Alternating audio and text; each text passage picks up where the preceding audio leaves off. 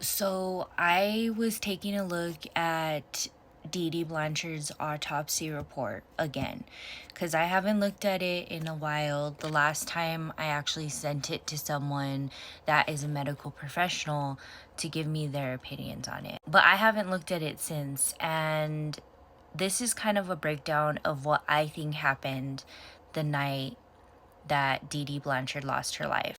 And I do believe that it was in a foggy area between the 9th and the 10th. I think that it was closer to like midnight, 1 p.m. on the 10th that she lost her life.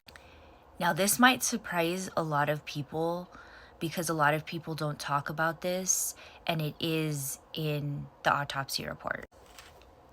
Now, they couldn't determine what wounds were caused at what time, like this happened, then this, then this, then this one. They just were able to see and put down the wounds that happened. Now, the wounds that I'm talking about are two to the chest. That's right. She had wounds, two in her chest, that initially were, in my opinion, what fatally took her out. So this is what I think happened. I think that Gypsy was waiting for Nick. And while waiting for Nick, she got nervous because, as she stated in her text messages, she says, "My mom sleeps on her stomach." But Dee Dee wasn't on her stomach. I believe she gave her more sleeping meds than she actually ever took. And I believe that before Nick got there, Gypsy went and did those same motions that she did in that video she sent to Nick, instructing him on what to do. And she did it twice. And most likely that's when she heard her mom yell her name. Now, I think during this, either Gypsy rolled her over, or she may have been in a position where she rolled over on her own and then she was on her stomach. I think at that point, Nick may have showed up. And I think at that point, that's why she didn't care about giving Nick the tape or the gloves or any of that.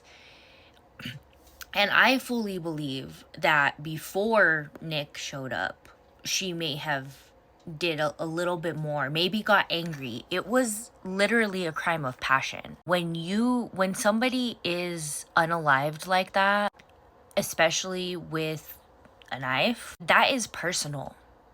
So there was also wounds that were to her side, which was a lot to do with her lungs. And knowing what we know about what kind of books Dee Dee had in the home, I do think that Gypsy did the jabs in the spaces she knew would help with the unaliving. When Nick got there, he found her, and since it was dark, didn't realize that she most likely wasn't alive. And if she was not moving or struggling, so it's not something that his brain was even thinking about. I think he went in there, did it maybe a couple of times because there are wounds. So it's weird because there's the wounds that I believe Gypsy did, that I believe, in my opinion, that Gypsy did, are way deeper than the ones that allegedly Nick did. That's another very interesting fact that I never hear anybody talk about. Now, I've been hearing a lot of people say that all of this took place in the kitchen beforehand and all of this stuff, and I've looked at those kitchen, and even though it does look like it's in disarray, it does look a little messy, I just don't believe that. I do believe that it was a normal night. She went to bed, and for whatever reason, and maybe it was already planned, Gypsy decided to make sure that it was done correctly before Nick got there. Again, this is all in my opinion, and this is what I believe. But it's really astounding to know that there were 2 chest wounds that quite possibly could have been the very first wounds on Dee Dee's body. And the evidence really does speak volumes in this case, and it speaks to her lawyer.